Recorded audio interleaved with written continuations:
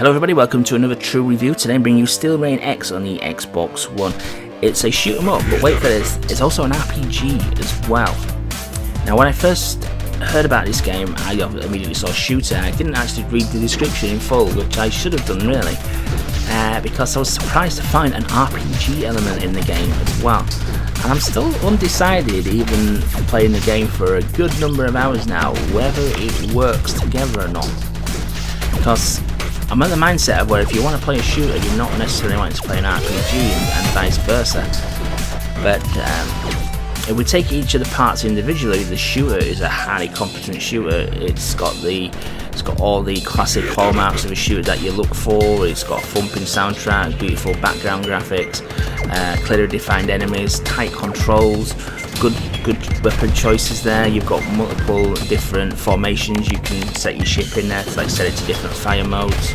So it ticks all the boxes there, but it's when you complete all the stages in a planet system, that's where the game throws you a curveball, because you then can colonize a planet and put down residential blocks, research factories, laboratories, things such as that. So you've got kind of like the little RPG micromanagement section to it as well. And these obviously lead on to getting resources and building better upgrades for your ship, so you can increase a lot of things like firepower, fire rate, speed, armor,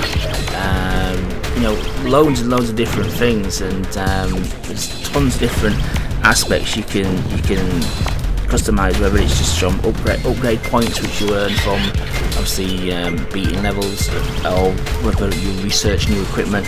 And these are like both active and passive skills as well. So it is very much like creating your own RPG hero from scratch, like giving them a passive resistance to damage, or a passive power where the fire rate will increase maybe so long after a certain event happens. So, but it's like I say, in two minds whether it actually works together. Like I say, the shoot 'em up aspects of it, brilliant.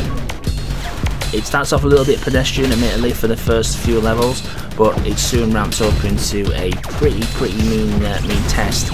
And the good thing about it is it's an energy bar system as well. It's not the one-hit kill which you find in a lot of old school shooters, which I personally like, because the problem with old school shooters and the problem with the genre as a whole was you get taken out by one hit, you lose all your power-ups, you get thrown back into the fray midway through a level, and you've got no chance of progressing because you've got a pea shooter of a gun.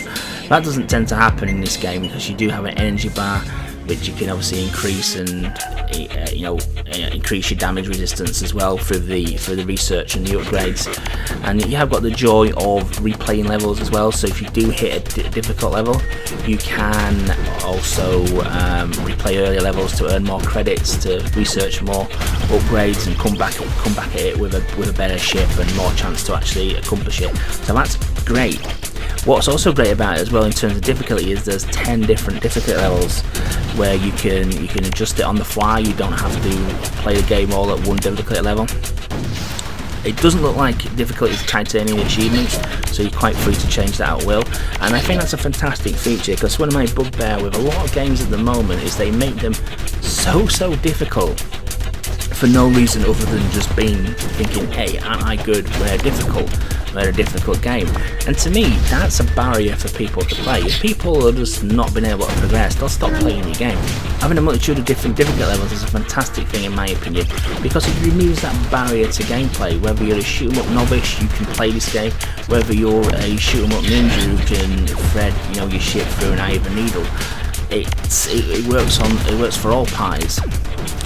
Now, I'm not experimenting too much with the difficulty levels myself, but the description says it obviously reduces enemy armor and obviously increases your own damage resistance and such that. I don't know if the rewards are different. I don't know if you get more rewards at higher difficulty levels. I imagine you would do, but don't hold me to that, so I've not dabbled in changing the difficulty levels too much.